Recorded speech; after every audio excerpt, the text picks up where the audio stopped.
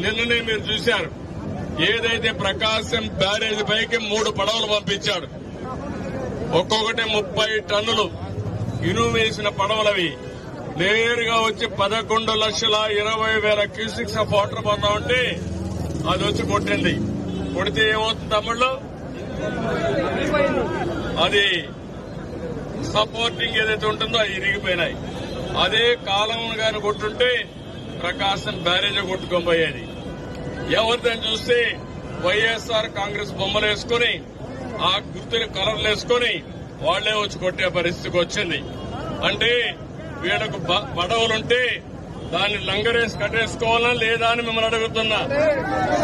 అది తప్పవునా కాదా అని మిమ్మల్ని అడుగుతున్నా. వీళ్ళు ఏం చేయాలి తమ్ముళ్ళు? ఇప్పుడు బుడమేరులో గంటలు పెడతారు.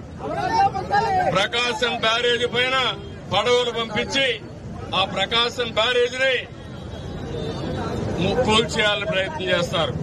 ఏం చెప్పాలి నాకు అర్థం కాలేదు. మళ్ళా ఆ సాక్షి పేపర్లో మన మీద విషయం చెప్తారు. వీళ్ళు ఓడిపోయినంత మాత్రాన ఈ రోజు వీళ్ళు ఇష్ట ప్రకారం చేసి మన జీవితాలతో ఆడుకుంటున్నారు. వీలైతే సహాయం చేయడికే వచ్చాడు. మొన్న కూడా వచ్చాడు. ఇక్కడికి వచ్చాడు లేదా? ఒకరికి ఒక ఫుడ్ ప్యాకెట్ ఇచ్చారా? ఒకరికి ఒక మంచినీళ్ళు ఇచ్చారా? విజ్ఞాన కాలేజీ నుంచి పిల్లలు వచ్చారు.